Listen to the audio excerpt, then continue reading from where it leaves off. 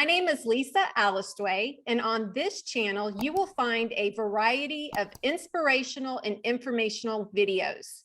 My guest today is Adam Lane Smith, who is an author, attachment specialist, and a retired licensed psychotherapist specializing in trauma and attachment, with experience in both clinical and correctional mental health settings. I will be linking Adam's website down below in the description box for your reference. Welcome, Adam. Thank you for having me. Absolutely. Can you first tell us exactly what is attachment theory and why is it important to understand? Yeah, so attachment is the way that two human beings connect to each other. It should be secure. It should be hard to pull apart because you're attached. That's what attachment is. It's the understanding that you both actually care about each other, that you're in a mutual relationship, and that it's not based on performance. It's not based on perfection. It's based on genuine mutual care. That's what attachment is. And it's important because if that gets broken, your understanding is that everybody in your life is only there because of your performance and because of your perfection. And if you do anything wrong, they're going to abandon you. It turns everything into an exploitative transaction. You're paying people to love you. You're earning love and approval through actions. And that's a bad way to live, really bad way. Most definitely. So there's different types of attachment styles. Can we go over those a little bit, starting with secure attachment? Sure, if you like. I tell people my opinion on attachment styles is either you have healthy attachment or your attachment is broken. And the attachment styles are not, hey, this is just who I am. Attachment styles is how your attachment is broken uniquely to you and how you currently function. Everybody eventually will have healthy, secure attachment. It's not that secure. Don't get stuck into attachment styles like you're going to be there forever and that's who you are. That's what I like to tell people, because it's easy to identify with those and feel like, well, this is just me forever and I will always be afraid of love and always afraid of connection. I will just be slightly less afraid. It shouldn't be that way. So secure, what does secure attachment look like? It looks like you do kind things for other people just because you love them. You do not stop and think about what you're going to get in return for it. And I don't mean that in a cold, calculating kind of way, but people with broken attachment, they often will do 10 nice things for other people because they love them, but also because they're hoping that other person will be so grateful that they will take the time to figure out that person's secret code of what they really want. And they'll be so grateful that they'll do it for them. In marriages, looks like a husband doing 10 nice things for his wife, hoping that it will amp her sex drive up and she will know that he wants to get frisky that night. And she'll just throw herself at him without him even mentioning it or even trying. And you have to maintain constant plausible deniability of, no, I never wanted anything from you. It's that fear of you playing in a constant deficit with other people. So healthy attachment is doing things because you just love those people and you just want them to benefit. You just want them to feel good. And you know that when you need something, they will do it for you and they will give it to you and they'll take care of you. You know that if you make a mistake, you can make amends. They'll give you a chance to make amends. And it's not going to be all right for the rest of my life. You owe me. It's, yeah, we make mistakes. Let's make it right together. It's a feeling of togetherness. It's a feeling of being in the village instead of living on the outskirts in the cold and the rocks. It's living in the village and people actually care about you. That's what secure attachment looks like. So when you get to the other attachment styles, which one do you want to go at first? Let's look at the preoccupied attachment. So preoccupied attachment, as far as I've seen it, I should say, manifests with people. It is a constant focus, as far as I've seen it, on ruminations, on what did I do right? What did I do wrong? Did I mess up? Did I say the wrong thing? Did I ask for that in the nicest way? Is that person upset at me because they didn't text me back? It's a constant running log in your head of pluses and minuses. It's a constant tally sheet of being always preoccupied with what you've done right and what you've done wrong and what others have done right and others have done wrong, running a tally sheet to see if you are able to get what you want today, or if you have to wait for 6 months before you can ask to be loved. That's what preoccupied tends to look like with people. Okay. And what about dismissing attachment? So we might sometimes call that avoidant sometimes is what we'll call that one. They play out very similarly. Avoidant, dismissive is, how do I want to put this? Attachment when it's broken. Let me explain that real quick. When attachment is broken, when we're children, when we're 6 months old and we get put in daycare and our parents are gone every day and we never see them. If our parents are drunk and violent all the time, they're abusive, they're neglectful, they're just absent, our brain blames ourselves and says there's something wrong with me deep down inside that everybody else can say but me. Everybody knows what's wrong with me, but not me. And if I open up and show people who I am, they will realize what is wrong with me, the same as my family did. So I can never show anybody who I am. I have to lock down and keep everybody out and present this cardboard cutout of a perfect person who makes no mistakes, who never asks for anything, is never a burden. I'm always good. I'm always smart. I'm always right. I always do the right things. And it builds this overwhelming need to be perfect in relationships because nobody will ever love you. And if they find out who you really are, it's gone. So preoccupied attachment problems is constantly ruminating on every little thing you might have done right and might have done wrong. Did I expose myself? Did I show them who I really am? Am I running at a deficit? It's constant. Avoidant or dismissive is, that's impossible. No one will ever love me. So screw everybody else. I'm going to keep them out here at arm's length and never connect to anybody. And you see it a lot with oppositional defiant disorder kids. You see it a lot with people who have antisocial personality disorder. You see it a lot with all kinds of pieces where they push those relationships away and they just don't seem to want to connect. Boys and young men tend to do this a lot more than young women do, typically.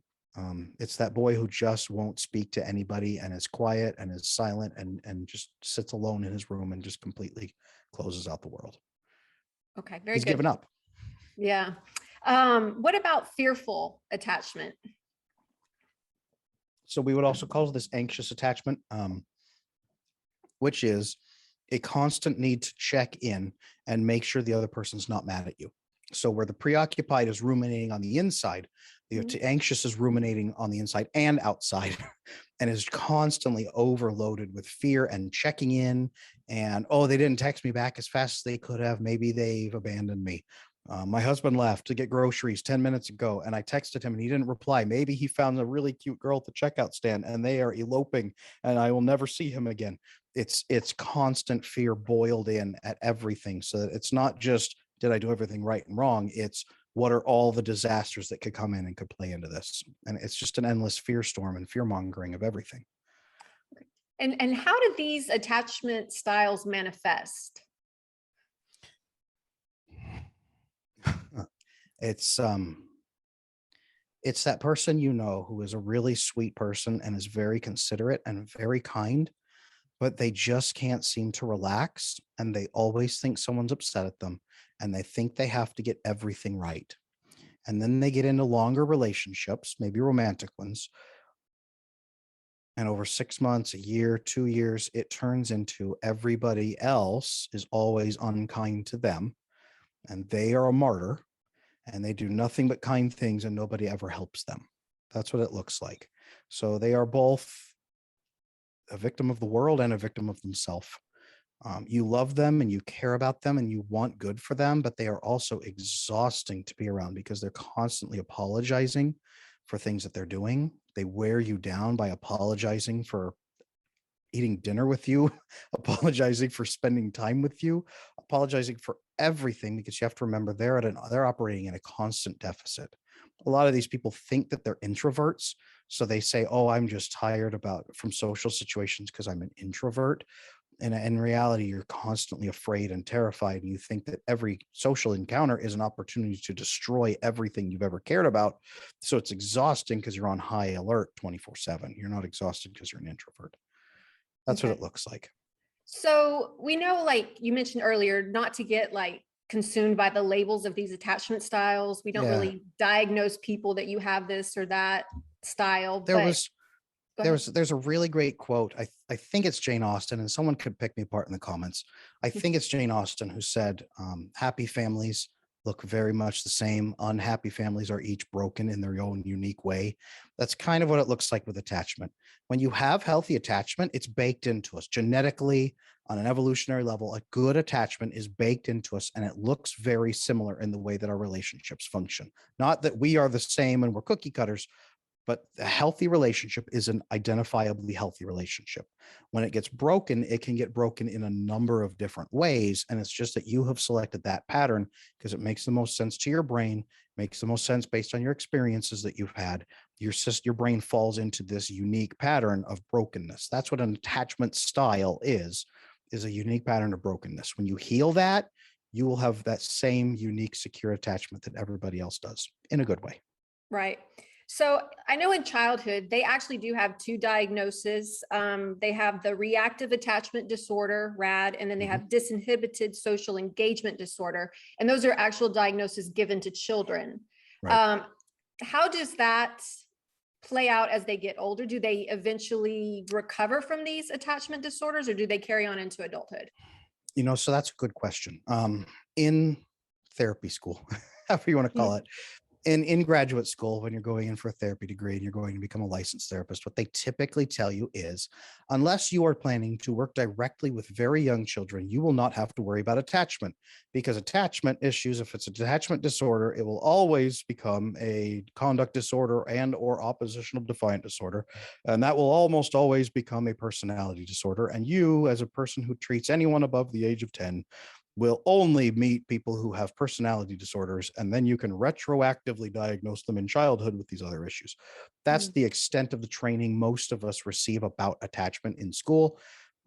There are probably some great schools that don't teach that way. I wish that all of us could go to those schools. Unfortunately, attachment is just not looked at very closely in the field of psychology. It is now a little bit more because people like me are getting loud about it, but those play out. Um, I mean, those when you see somebody diagnosed with them like that, those are very severe. Reactive attachment disorder, if I'm remembering my training right in my head, they assess those by taking the child and maybe the mother into a room. They have them play together and they see what the mom is doing. The mom sits there, the child plays. They see if the child checks in with mom periodically. At one point, mom gets up and leaves the room, and they see how the child reacts. Then mom will come back eventually, and they see how the child reacts. Reactive attachment disorder, from my memory, the child is anxious and constantly checking in with mom, or may not even leave to go play with the toys that are sitting next to mom. When mom leaves the room, the child sobs uncontrollably. And then when mom comes back in, the child continues to sob uncontrollably, is not adequately comforted, even if mom tries to comfort. The child's attachment, separation anxiety is a big piece of this. Um, it looks ugly. It's a severe type of the attachment issue. Mhm. You don't have to be that severe to have attachment issues. There's a lot of people walking around who have medium attachment issues, that they just are always anxious and nervous in relationships. They Mhm. have a constant latent anxiety level of 5 or 6 or 7 every day. They Mhm. just think relationship stress is normal. They think it's normal not to think anyone really likes them. That's more of what it looks like. The Okay. extreme examples, they often can lead to conduct disorders, to thefts, to man, I worked with families who had 12-year-old girls who were prostituting themselves. And these were middle class or upper middle class families where they didn't need money at all. It was just for the thrill of it and to get drugs and stuff like that on the side. Those are severe conduct disorder cases who sometimes end Mhm. up in juvie, sometimes end Mhm. up with the police, all kinds of programs. The parents will bring them into a therapist and say, "Here, you fix my kid. Something's wrong with it," Mhm. which tells you a lot about the parents and the parenting style too. So it's an ugly situation. But you do not have to be diagnosed with any specific attachment issues to have attachment issues. Okay, very good. So attachment issues can be fixed if, I guess, Oh if yeah. you don't have a personality disorder. If you have a personality disorder, can it not be fixed then? Personality disorders are they used to be on what's called Axis 2. We used to diagnose Axis 1 as mental health issues. Axis 2 is pervasive and developmental issues of this is who you are. It's a piece of you. Personality disorders are typically classified on that Axis 2. There is specific treatment for personality disorders. Personality disorders, I've treated them. It's hard because those people usually have to hit rock bottom before they're willing to accept that there might be a different worldview, but Mhm. there's absolutely treatment for that. Borderline personality disorder is a really infamous one for that. There's a treatment called dialectical behavioral therapy, DBT, which is designed just for borderline. It can be very effective. It's as effective as the person though wants it to be. So sometimes it's reaching rock bottom and then being willing to do that work. But again, personality disorders and attachment disorders can lead to that, but most people who have attachment issues aren't having personality issues, personality disorders. Attachment issues can absolutely be fixed, and the science backs that up. So, someone who has a difficult childhood, abuse, neglect, or even just low connection with anybody, sometimes that will do is prime your brain to bond less through oxytocin. So, oxytocin is the non-stress bonding hormone. It's holding hands, it's talking, it's sharing your feelings together, it's sharing meals together, it's bonding without stress. Your brain is meant to bond with that, but also with vasopressin. Vasopressin is evolutionarily older than oxytocin. It came into the human species before there were even mammals, before there were humans.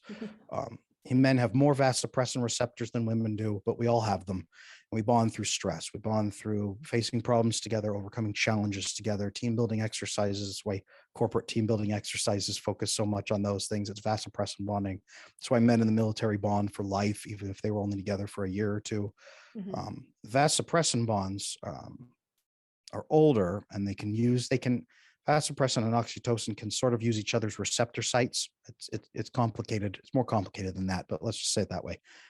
And when you have a difficult childhood, your brain does not receive enough oxytocin, so your brain often will shift more toward not only, but mostly vasopressin bonding, where you will only bond with people through stress instead of bonding with them through the loving and the acceptance, because your brain doesn't know how to accept that oxytocin.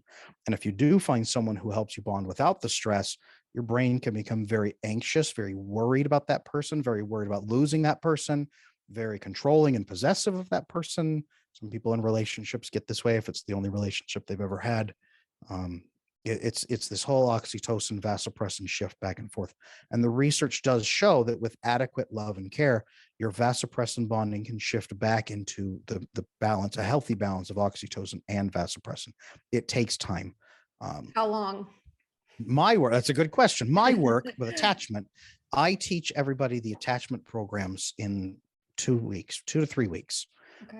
I'd have people come into my office when I was working as a therapist, and they'd come into my office and I'd educate them the first session, assess them for things. How bad's your anxiety? How bad's your depression? Where are you at with trauma? Talk to them a little bit about attachment. Second session, talk to them a lot more about attachment. Give them tasks that they have to go do. They have to have a conversation with somebody and connect to somebody. They have to open up. Once they manage to open up to 3 people, the brain starts to completely rewire, and then your brain, through practice, as you just engage with people, shifts back from vasopressin bonding to vasopressin and oxytocin bonding, and gets more and more accepting and more and more accepting. I had people at 4 weeks, people who came into my office the first session, hooked on heroin, were just barely clean off of heroin, hated their life, no friends, thought their family hated them. 4 weeks later, clean off of heroin completely, and said, I never ever want to go back, and I haven't had a craving in a week. I've repaired some of the relationships with my family. I found a new healthy friend. I've done all these things, and I can feel my brain healing, and I can feel my relationships changing. It can be as fast as 3 or 4 weeks. I had one couple come in who they had just experienced an affair 2 weeks before, and they came into my office at 2 weeks after having an affair and said, we want to know if we need to get a divorce. We'd kind of like to fix it, maybe. And I talked to them about attachment. They both had attachment issues. We worked on them and we bonded them together. And over the course of 3 weeks, they then reported that the relationship was better than it had ever been. Even that was 5 weeks after the affair, even as newlyweds, even when they were first dating, it wasn't as good as it was now, 5 weeks after the affair, with 3 weeks of good attachment bonding. It can be that fast. It is like night and day. And that's why I say, when you heal your attachment, it makes sense. It feels good because it's what your brain is meant for. Attachment styles is the unique way your brain is broken. Mhm. So we get our attachment mostly from our mother in that interaction, more so than our fathers. Is that correct? I would not say that. No. Okay. A lot of people do. No, a lot of people Yeah. do, and that's a common misconception. A lot of people do, but I've worked with so many cases where the mother was just excellent, excellent, an excellent, wonderful single mother, and the father was not even in the picture at all. Mm. And the kids is just their attachment was absolutely destroyed because the brain still says it's a 50-50 shot if people are going to leave me. It's a 50-50 shot if people are going to abandon me. You just can't make up. You can't make up for it.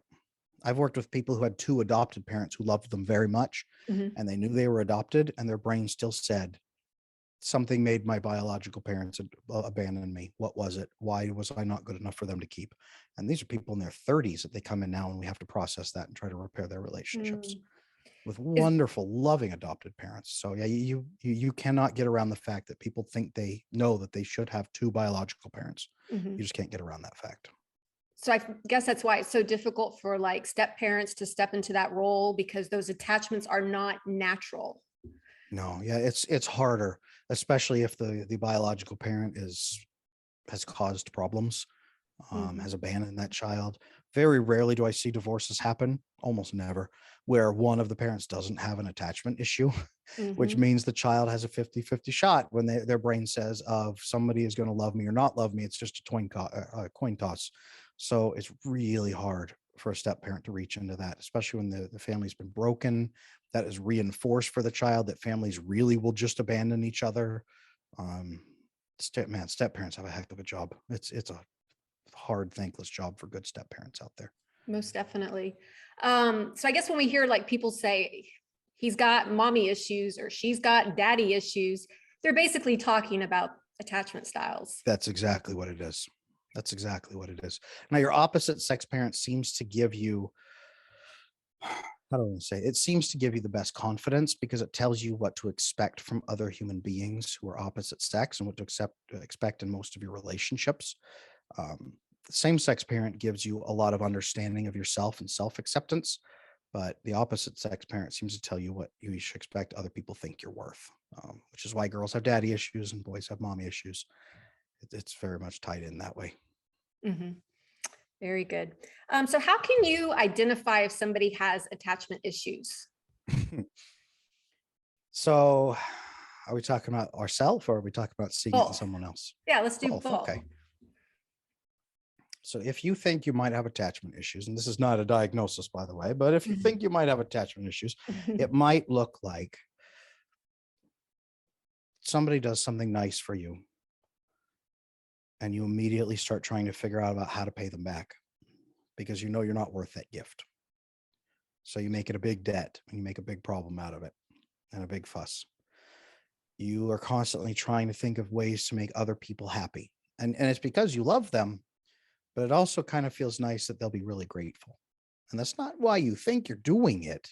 You're not a bad person and you're not manipulating them, but it's really there in the back of your mind. You're running a tally. If you feel like you have to earn love from other people instead of being loved by people, if you feel like people only care about you and only spend time with you for the things you do for them, if you feel like asking for your needs to get met is a burden that nobody's going to want to put up with, if you think making mistakes means there's a big chance people will not give you a chance to make up for it, that they're just going to be done and walk away because you made an honest mistake. If you think you can ruin your relationships accidentally, you might have attachment issues. And the people around you might have attachment issues because you've probably built a situation where you're not around healthy people, you're around broken people who will reaffirm that bias over and over and over. So when I say you have to earn love through approval and people only spend time with you for what you do for them, you say, well, yeah, of course, that's how the world works because that's how everybody you know works.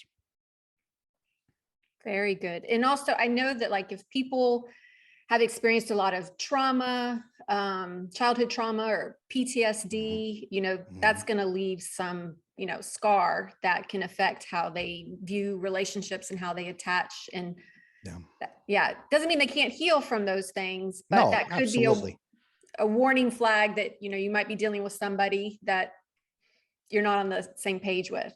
Yeah, big time. With trauma, what I see is, I mean, it takes the attachment issues and it cranks them into overdrive.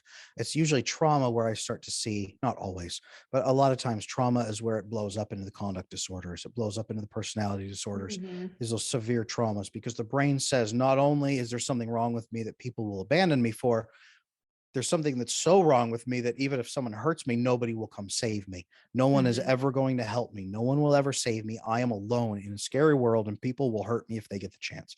That's where you see a lot of that dismissive or avoidant attachment style can come in.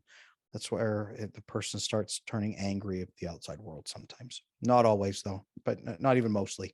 A lot of times people take on that trauma and it just cements for them that they're not worth anything. And they think Mhm. that's normal. Mhm.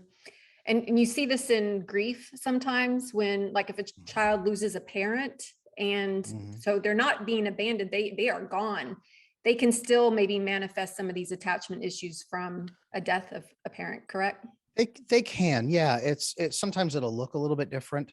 There can still be attachment issues. Sometimes it's just that nobody, not that they're not worth taking care of, but that nobody's going to. And that's an even Mhm. more complicated type of attachment. Like it's the world is scary and terrifying, and I can't even connect to people. I'm afraid to get too close to people. That can happen too, like in a relationship trauma. It Mhm. looks the same and it sometimes operates the same. Yeah. Mhm.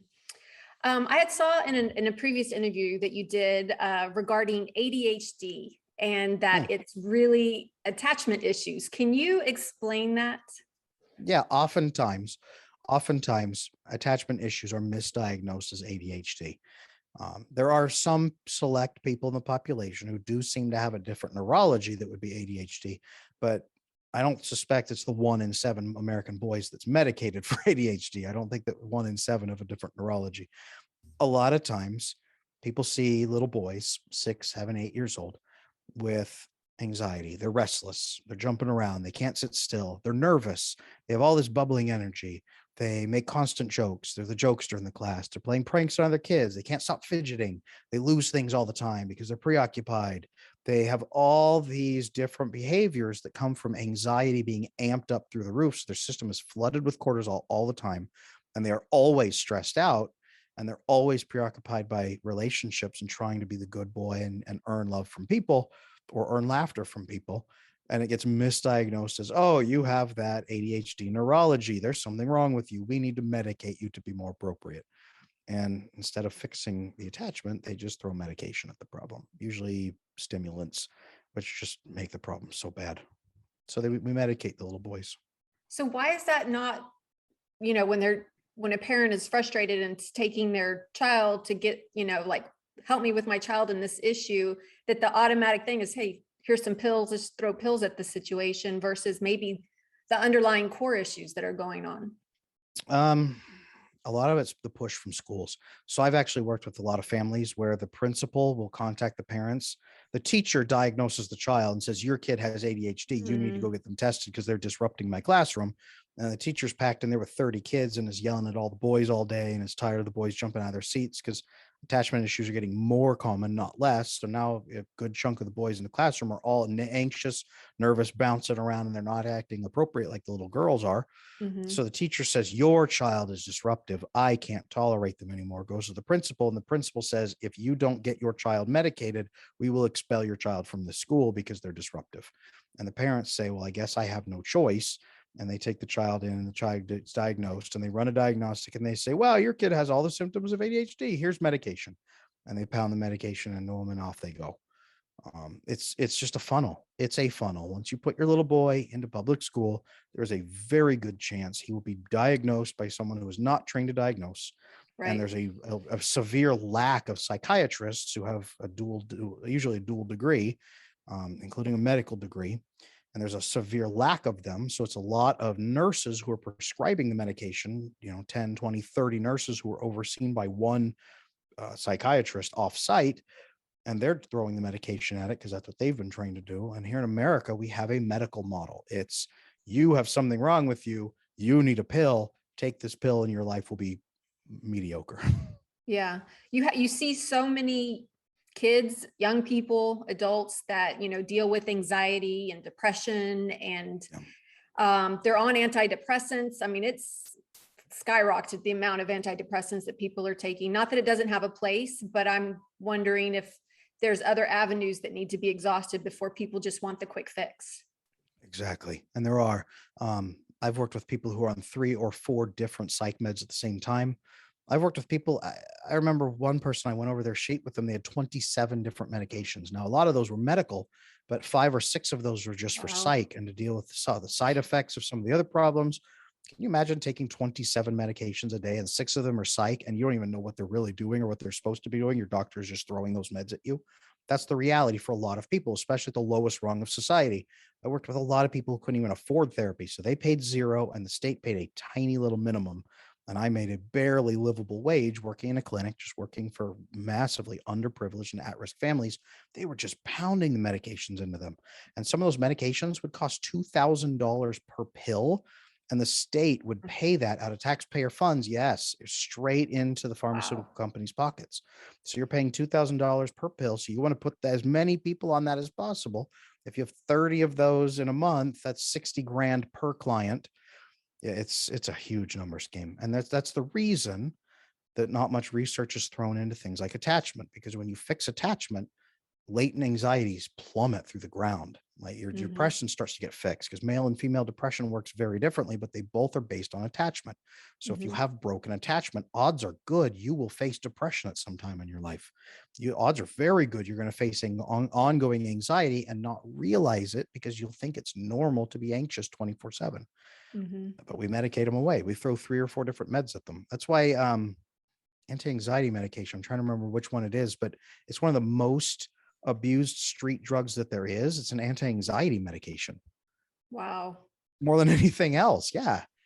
It's It's crazy. yeah, it's yeah, So this, that's this where brings we're me at. to my next question. Like, how the heck did we get here? If you look at previous generations and values and um, this generational attachment that keeps getting passed down, that, hey, it's okay Yep. to be dismissive or avoidant, or, like, and get a pass for that. Like, how did we get here in 2021, and how did this come about? So let's rewind to 1921. Let's rewind to World War One. Okay. Prior to World War One, we had a little bit of industrialization. People were starting to figure out, hey, factories are cool and they can make stuff for us. And that shifted a lot of people from the family farms into the cities to get jobs at factories where you'd work 18 hours a day or 20 hours a day, work Mhm. yourself to death in cities away from your family. World War One hit and it shifted a lot of things into factory because we became a worldwide powerhouse at that point. It was huge. The United States became this huge factory culture. Um, at that point, everyone started saying, well, I'm not making enough money. I need to move. And then we had the central banking came in and said, hey, credit is great. Just put everything on credit. We had the roaring 20s. Just put Mhm. it all on credit. We had the massive credit fallout and the economy smash in 1929, the Great Depression. We had the Dust Bowl that blew away the topsoil from some of the most fertile farmland in America. We had family farms being destroyed. People couldn't even afford shoes. People Mhm. loading up their 20 family members into one big truck and driving to California and becoming Okies in California. We had the complete destruction of the family network in America. Mhm. Mhm. And that became the silent generation and the greatest generation. They lived through all of that. Then they went and fought the Nazis overseas. Right. They became, we had the greatest generation who fought that. We had the silent generation who went through it all and just suffered and said, suffering is my place. I will take care of my family, even if it murders me at the age of 40. Greatest generation, I will do everything plus fight these wars and take care of the world. And what happened was all those families were shattered. Family bonds were broken.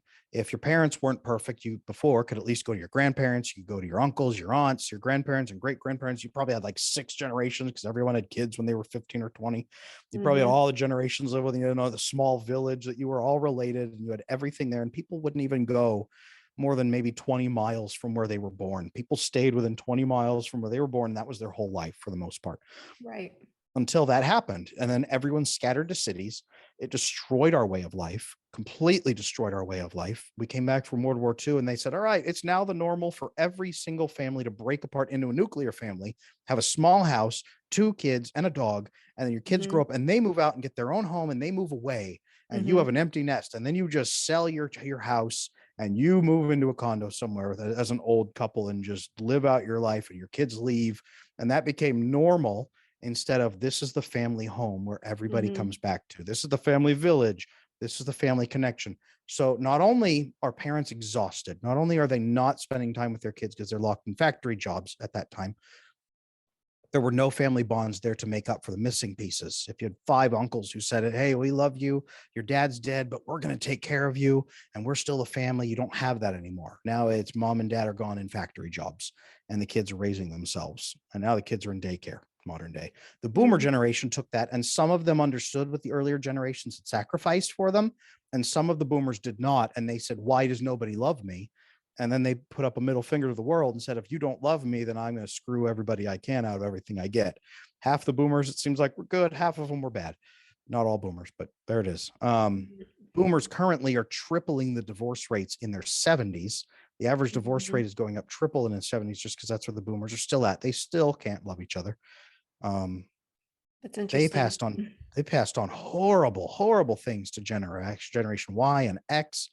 Um, and then the millennials came along. People say that X and Y were broken by the earlier boomers, who then Yeah. tried to make exact copies of themselves in the millennials. And now millennials and boomers are copies of each other and hate each other, but the attachments are even worse in the millennial generation. Mhm. Now they have all this technology to go out and get approval, and fake approval and fake love and fake attention on the Yep. internet.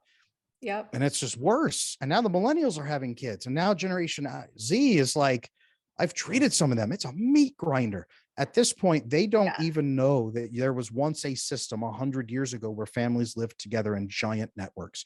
They don't even know what it's like to have family at home. They don't know what it's like to be loved and accepted. All they see is their parents shooting up drugs or smoking drugs and having sex with 8 different people in the same month, and Divorcing 5 times. divorcing 5 times, boyfriends coming through the house and molesting 1 or 2 of the kids.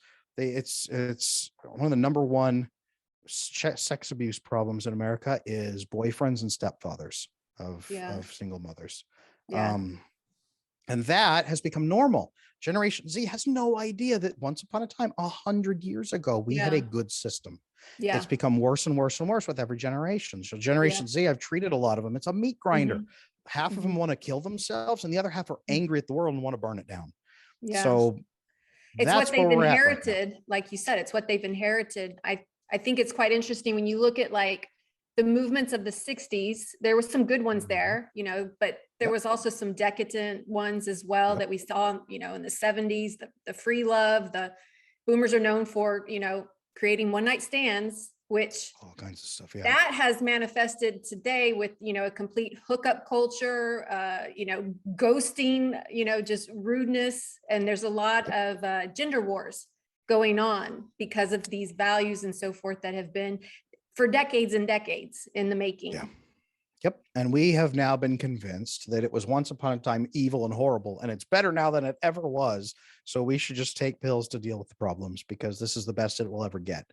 That's what we've been told. 100 years ago, it was very different than it is today. 100 years ago, Yeah. things worked. Was there the odd occasion where people weren't happy and people were miserable and there were still broken families? Yes, of Sure. course. Not everything was perfect, but it was also, we had self-correcting networks. You had, if your husband beat you, you had 15 male cousins and 10 uncles and 5 brothers who were going to take a 2x4 and knock all of your husband's teeth out, so he wouldn't do that.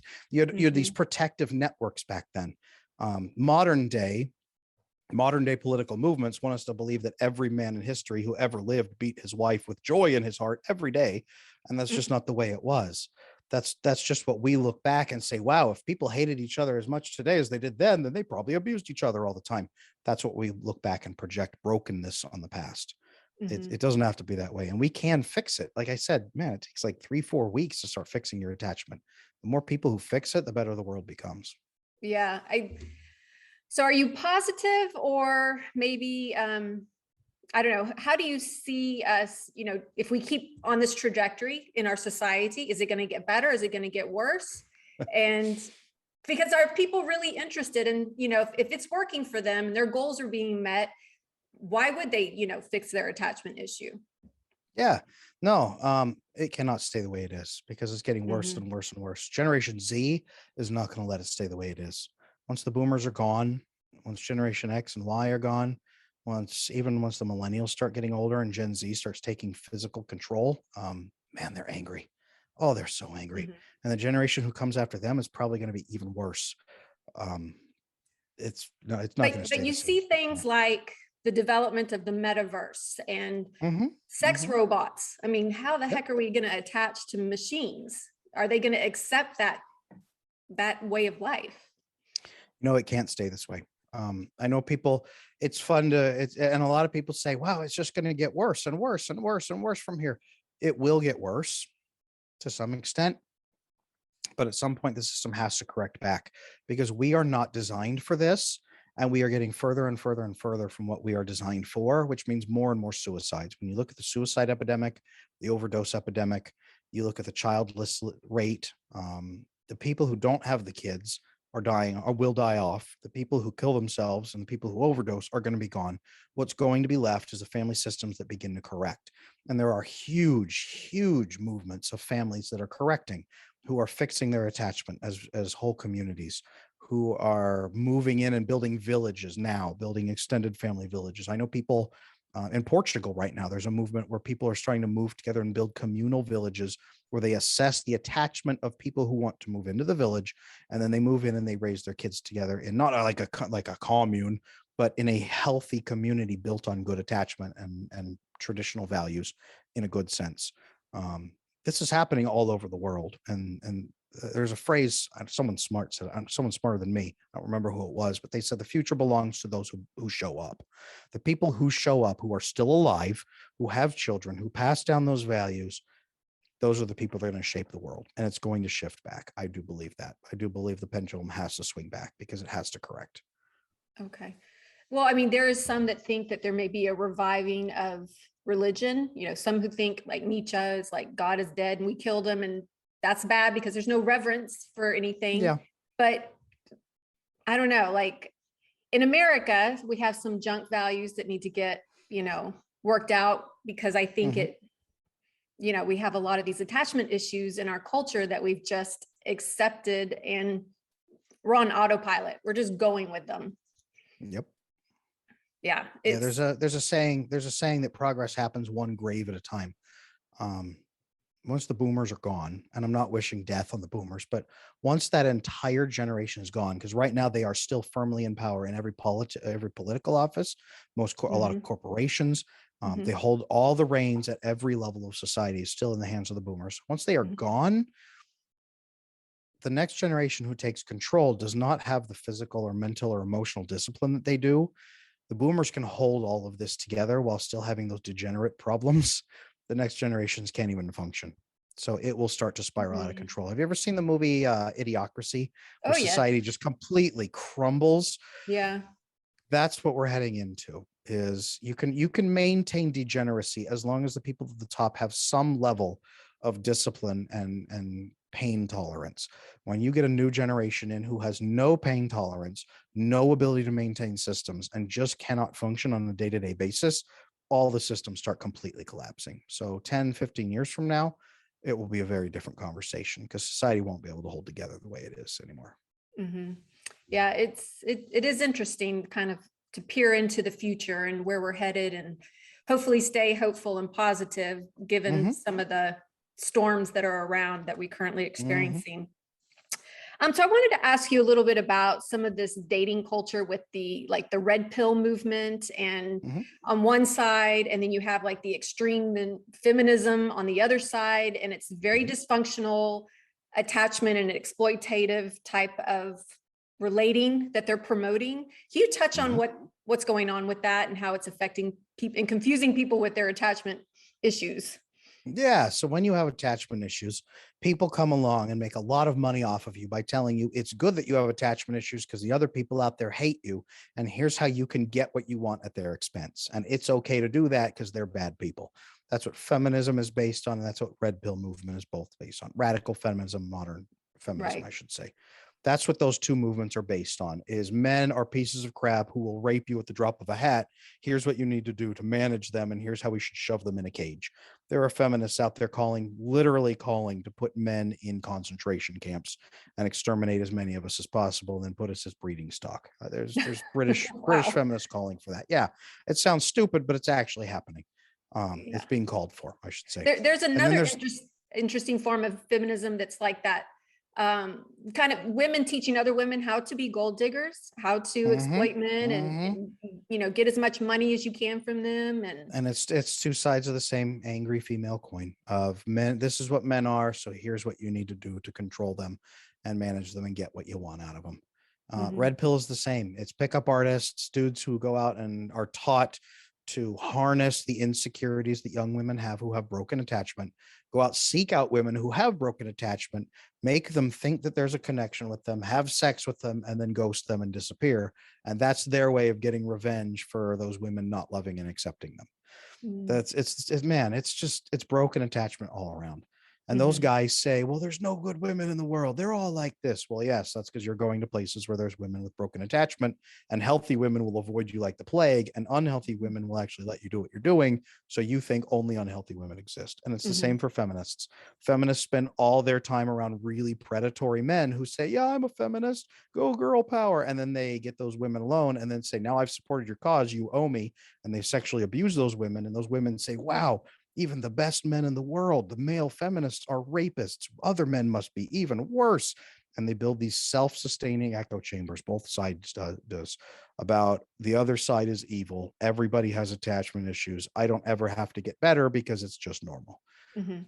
Very dark to go into those type of philosophies. And I know that for like the younger generation that is very influential, let's say, they can maybe fall into this or just completely give up. You see a lot of young men they've already given up on women. They would rather look at porn and play video games, and you can't convince them to take a woman on a date. Like they have already replaced them.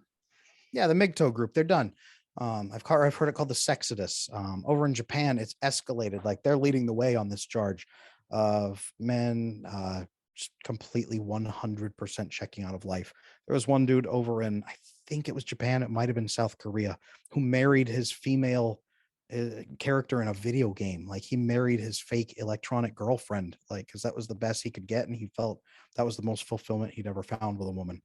A lot of men are giving up, giving up, because what the dating sites show us, like Tinder, the data shows that 90% of women are clustering to the top 10% of men who just treat those women like their harem and just have sex with as many of those women as they want. And those women are all trying to attract that one dude. And the other 90% of men are left over with 10% of women to try to figure out what they can get. And those 90% of guys are like, I guess there's no women in the world, I'll just stay over here. So it has created like an ape structure of top 10% of males get all the females in a harem, and all the rest of the dudes are off here in the corner.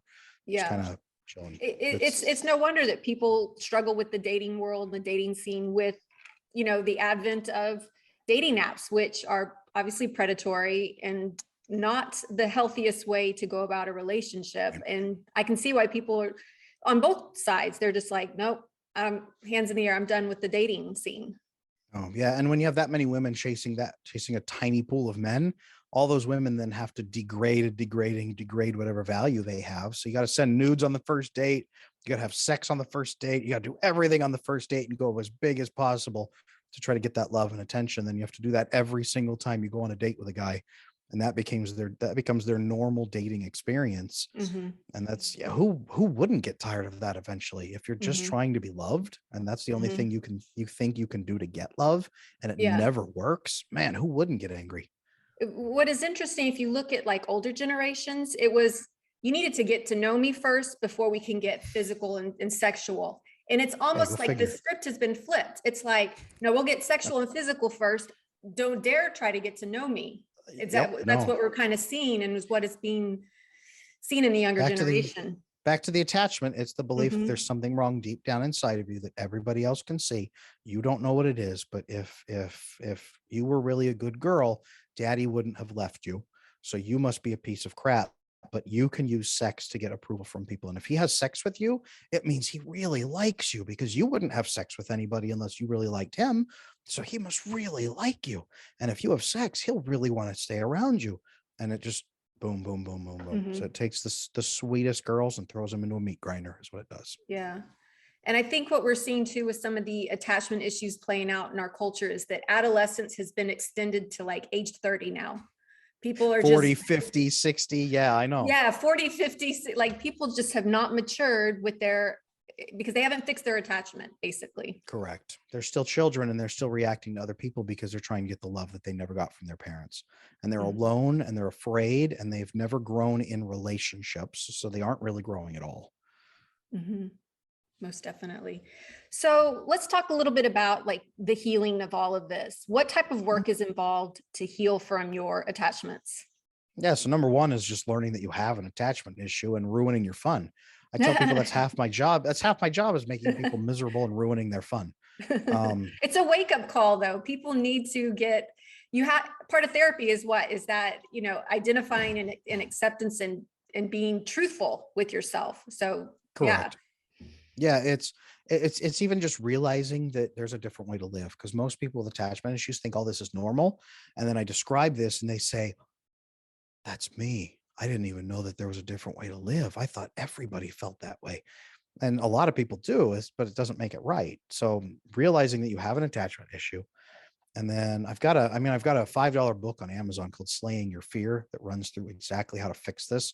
A lot of clinicians across the United States are using that as a treatment program for their clients, because it's just it's short and to the point. It's 100 pages. It's like a 2-hour audiobook if you want to get it that way. Um, but it just walks you through finding ways to accept yourself. First Mhm. of all, finding ways to open up and have a specific type of conversation with someone else, where you come out as an anxious person and say, this is who I am in my relationships. I am so anxious and worried, and I am secretly ruminating on everything. And I'm trying to figure out if I've made some people angry. And you probably never knew this about me. And everybody who knows you says, yes, duh, we already knew that about you. We knew that 10 years ago. Why are you just finding out? And you say, okay, well, I want to talk to you openly about things and I want to have a good relationship. And nobody on earth is ever going to say, no, that sounds terrible. Let's not do that. So then you receive acceptance from people by opening up and showing them who you are. And now your brain at first says, no, let's never do that. That's dangerous. We'll lose everything if we open up. You do that and you make yourself open up. And the moment you do, you see the love and acceptance on their face as they don't spit on you for having open conversation. They don't try to burn you or throw you out a window. They accept you and say, that sounds great. Yeah, let's have an open conversation, an open relationship where we talk about things. And then your brain says, okay, well, that was clearly a fluke. Let's never try that again. You do it again with a second person, and your brain says, don't do it. It's gonna ruin everything. And you do it and it works and they love and accept you. And your brain says, okay, maybe it's like 50-50, but let's never try it again. And you try it with a third person, and your brain says, okay, I was wrong. 3 people have loved and accepted me. I've been clearly wrong. I need to fix this. And then your brain, anxiety is your brain telling you something is dangerous, even if you don't think it is. It's your brain forming an anxious, a fearful association. As you fix that, it's a phobia. As you fix that phobia of openness, 3 people, your brain says, okay, I was wrong. Maybe I can kind of trust it. And then you have to test it. And then someone upsets you and annoys you by accident. You say, hey, you know what? That really bothered me. Could you not do that anymore? Could you do this other thing instead? And they say, yeah, for sure. No worries. And they do it. And Mhm. you're like, oh, I was able to correct them and they didn't like set me on fire. That was great. Mhm. And then as you ask for things, hey, could you please do this for me? Yeah, I'd love to do that. Really? And your brain, then it rewires and it shifts that vasopressin and oxytocin bonding. It shifts back to a healthy balance, and it Mhm. learns to vasopressin bond because you're now forming a stressful relationship, a good one, with the person. You're accomplishing goals together. You will vasopressin bond with them, and that opens the doorway for more oxytocin bonding with them.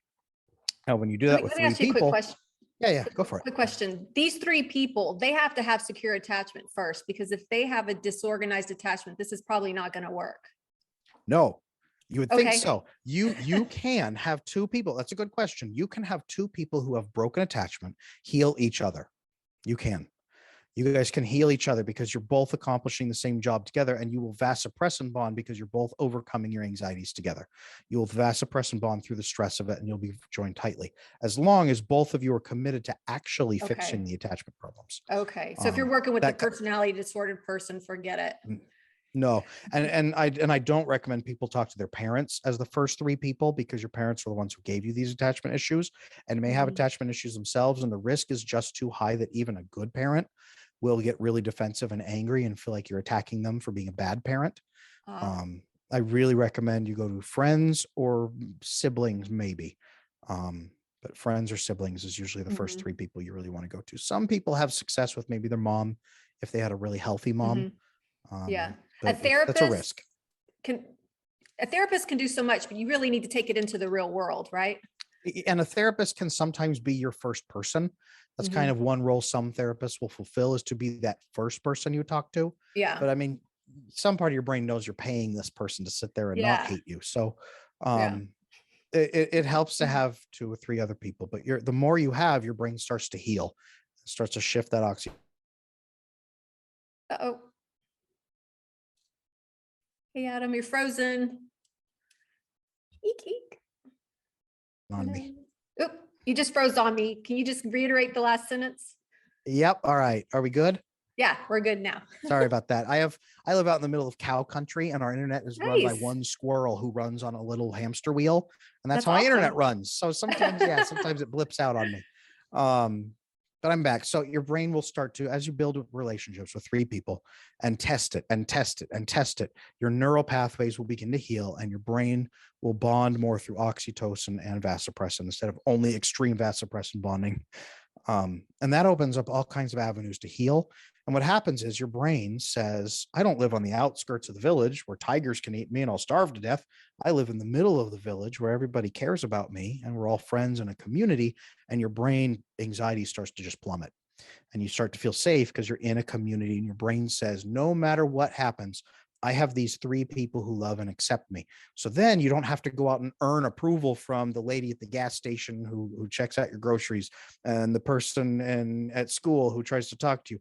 You don't have to earn approval from anybody because you have three people who love and accept you. So your risk and your stress goes down in all your other relationships. And then because you're so unstressed and relaxed, you're cool. And then everybody wants to be your friend, and healthy people stop avoiding you because you're not sending up the attachment red flags anymore. So then you start pulling in healthy family and healthy friends, and healthy people just can't wait to get a hold of you. And then you start forming healthier bonds, and you start having healthy romantic and sexual relationships, healthy everything. And then everything in life gets better. It all starts with realizing you have attachment, opening up about that attachment to somebody that you trust, and finding those three people so you can open up to them and expose yourself for who you are and build those relationships with them on purpose. And when you do that, Mhm. man, it goes as fast as you want to go. It can go in 3 weeks, it can go in 3 months, it can go in 3 years. When you're Yeah. ready, you're ready. Yeah. This is huge. I'm not sure most people realize what is affecting their day-to-day life, their quality of life, their happiness in life can all be related back to this.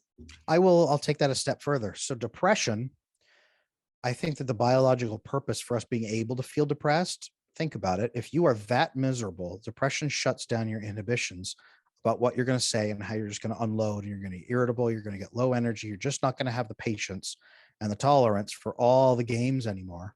So you will start to be honest, painfully honest.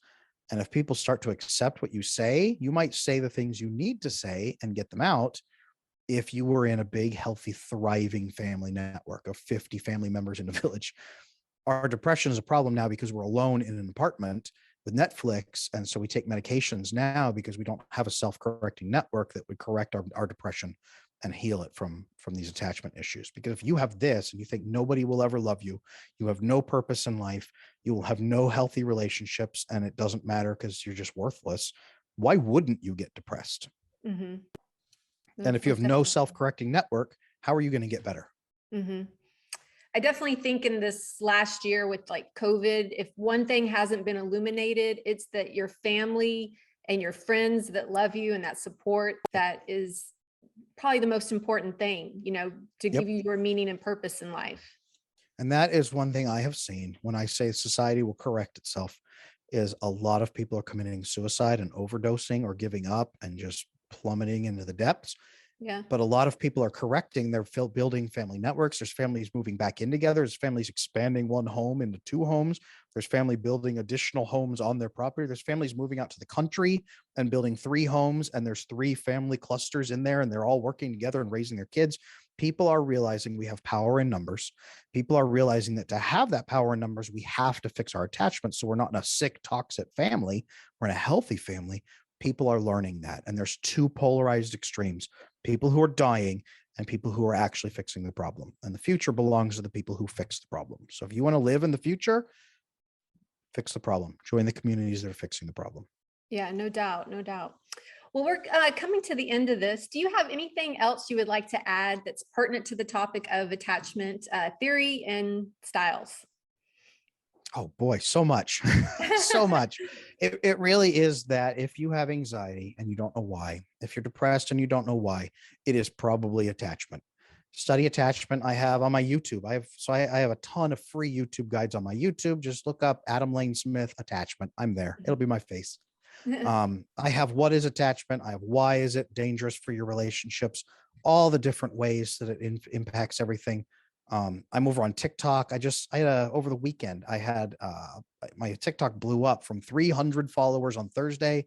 Now I'm at 65,000 followers because I published a 60-second video about hookup culture and how women in hookup culture have orgasms. Oh, I saw that one. If they have them. And it just disrupts everything, and it bonds you to people that won't really love you. And man, people got mad about that. Unfortunately, the truth hurts sometimes, Right, but that was right. just 60 seconds. So there's tons of information out there. If you're wondering about all this, if you're not alone if you have attachment issues, and there is a way to get better. You get Yes. better as fast as you want to. And it's simple. It's not easy. It's very hard and very scary. Mhm. But it's very simple to get better if you want to. Fantastic. Well, thank you so much, Adam, for coming on my channel. It was very helpful to kind of learn from you today. I appreciate it.